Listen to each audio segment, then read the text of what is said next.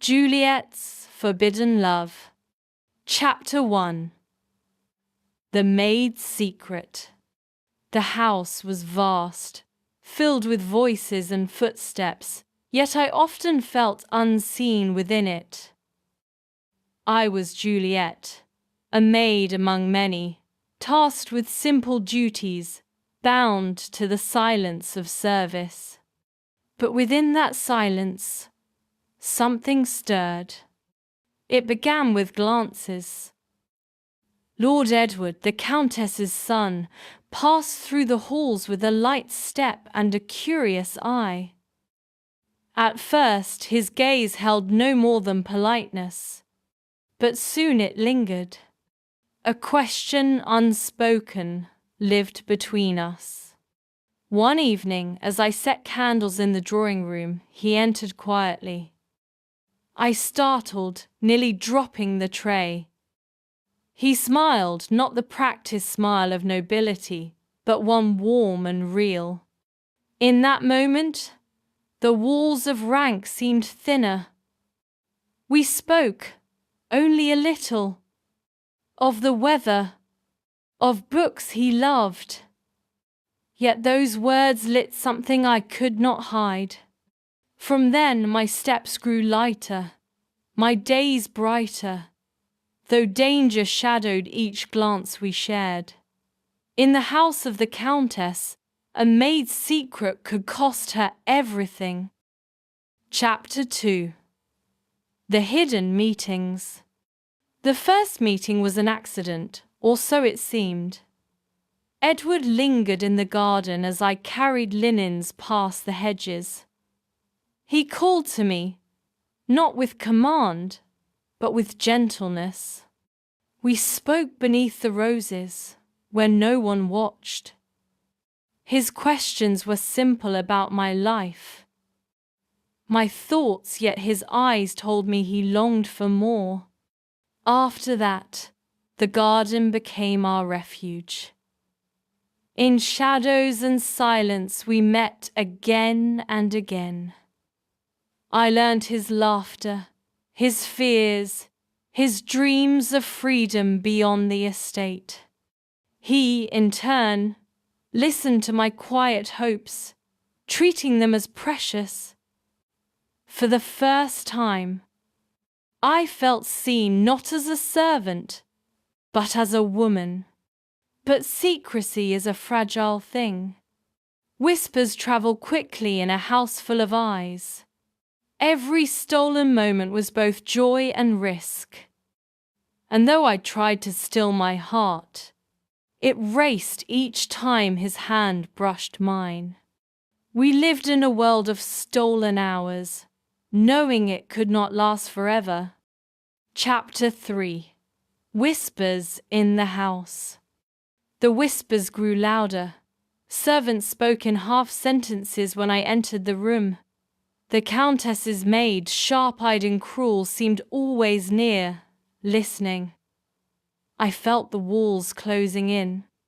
Edward urged me to stay strong, to trust his love. We dreamed of escape, of places far away where no one cared for titles or duties. Yet fear walked beside us. The Countess had power over every corner of my life, and discovery meant ruin. One night, Edward pressed a locket into my hand. Inside it a strand of his hair.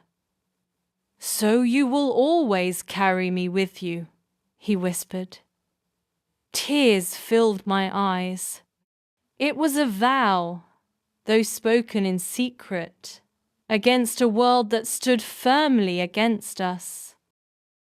Chapter 4. The Countess's Wrath.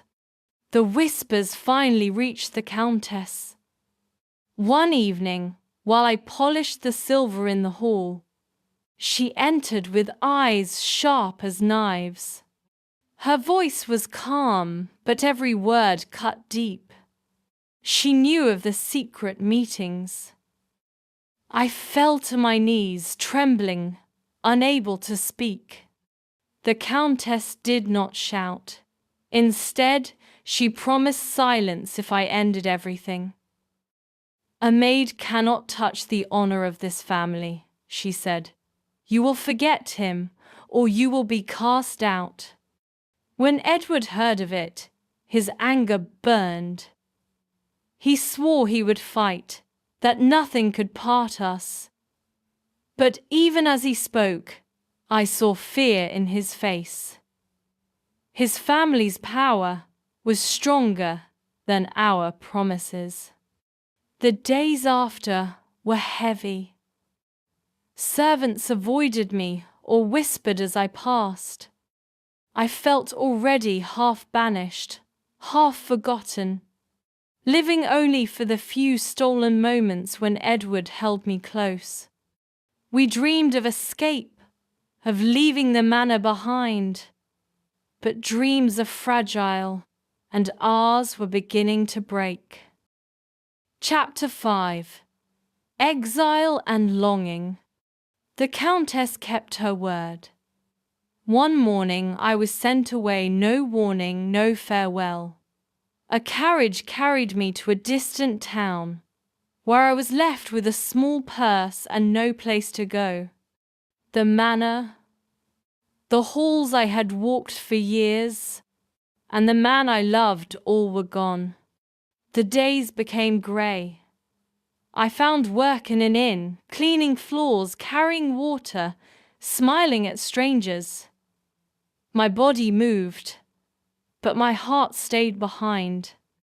At night, I dreamed of Edward, of the garden, of the touch of his hand. Waking felt like losing him again. Letters could not reach him. The Countess made sure of that. My silence was my prison. And yet, in that silence, I held on to hope. I told myself he would not forget me. Love, true love, does not vanish with distance. But months passed, and hope grew thin. Still, every time the wind shook the inn's windows, I imagined it carrying his whisper, "I am with you." That was enough to keep me alive. Conclusion. A love beyond walls. My story is not one of victory or riches. It is a story of a maid who dared to love above her place, and of a young noble who risked his heart. The world was too strong for us, and the walls of the manor too high. Yet love leaves a mark that power cannot erase. Though I was exiled, though silence covered our names, I carried his love within me. It gave me strength to face each day, to endure the loneliness, to believe that life still held beauty. Perhaps in another world we could have walked together in freedom, but even in this one, I do not regret a single moment. For once in my life, I knew a love greater than fear, greater than duty, greater than the chains of birth. And that love will remain mine forever. Thank you for listening until the end of my story. So I hope my story gives you a little hope, a little courage to follow your own truth.